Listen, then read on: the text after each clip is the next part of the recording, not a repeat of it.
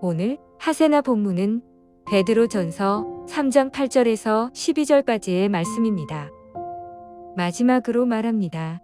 여러분은 모두 한 마음을 품으며 서로 동정하며 서로 사랑하며 자비로우며 겸손하십시오. 악을 악으로 갚거나 모욕을 모욕으로 갚지 말고 복을 빌어주십시오. 여러분으로 하여금 복을 상속받게 하시려고 하나님께서 여러분을 부르셨습니다. 생명을 사랑하고 좋은 날을 보려고 하는 사람은 혀를 다스려 악한 말을 하지 못하게 하며 입술을 닫아서 거짓말을 하지 못하게 하여라. 악에서 떠나 선을 행하며 평화를 추구하며 그것을 좇아라. 주님의 눈은 의인들을 굽어보시고 주님의 귀는 그들의 간구를 들으신다. 그러나 주님은 악을 행하는 자들에게서는 얼굴을 돌리신다.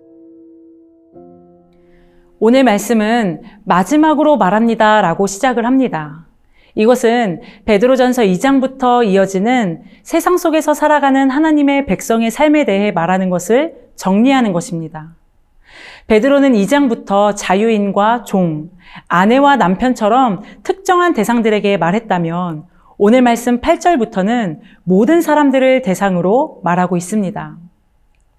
베드로전서 1장 6절 말씀에 보면 베드로전서의 수신자들은 여러 가지 고난을 당하고 있다고 밝히고 있습니다.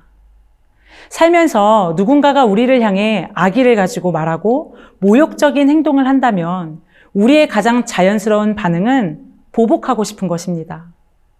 그 사람을 향해 똑같이, 아니 그보다 더 심하게 갚아주고 싶은 것이 우리의 솔직한 마음입니다.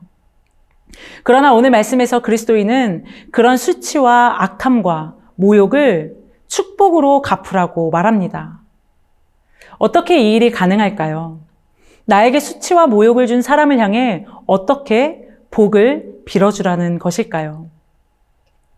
그것은 하나님께서 먼저 은혜 받을 자격이 없는 하나님을 향해 반역하는 세상 가운데 은혜를 베푸신 것처럼 그리스도인 된 우리도 우리를 향해 반대하고 수치를 주는 사람들을 향해 은혜롭게 대하는 것입니다.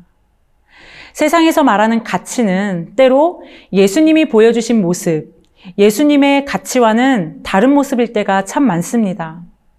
그러나 세상이 예수님의 가르침을 가치 없게 여기고 귀하게 여기지 않을지라도 우리는 더욱 그 가르침을 귀하게 여겨야 합니다. 베드로전서에서는 기독교 신앙에 대해 의심하고 적대적인 태도를 보이는 사람들로 인해 고난을 당하는 그리스도인들이 있었습니다. 그리스도를 믿는데 왜 고난을 당해야 하는 것인지 혼란스러울 때가 있습니다. 이것은 오늘날도 마찬가지 아닙니까? 하지만 우리는 이럴 때야말로 예수님의 가르침을 더욱 귀하게 여겨야 합니다. 예수님의 가르침에 대해서 베드로는 8절에서 이렇게 말하고 있습니다. 여러분은 모두 한 마음을 품으며 서로 동정하며 서로 사랑하며 자비로우며 겸손하십시오. 베드로가 말한 5가지 성품들의 공통점이 있다면 모두 관계 속에 나타난다는 것입니다.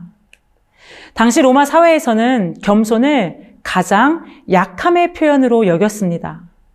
그래서 겸손이라는 것은 오늘날과 다르게 가장 경멸하게 여겼던 것이 당시의 모습입니다. 하지만 예수 그리스도는 스스로 낮아지시는 겸손을 선택하셨습니다. 모든 사람을 위해 죽음을 택하셨습니다. 우리는 예수님의 겸손이 무력하고 약한 것이 아니라 오히려 가장 강력하다는 것을 아는 사람들입니다.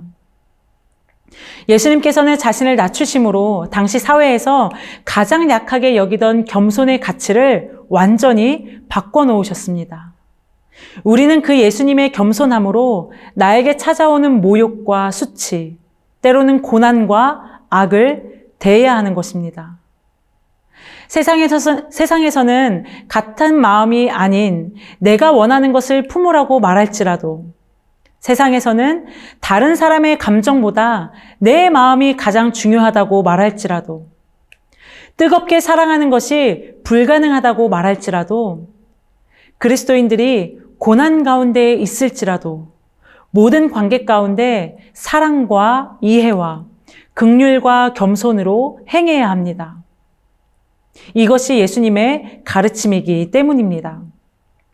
또한 이것이 의로운 삶을 위해 그리스도인들이 세상 가운데 세워야 할 덕입니다. 하나님은 우리가 하나님의 뜻대로 사는 것 때문에 고난받는 것을 기뻐하십니다.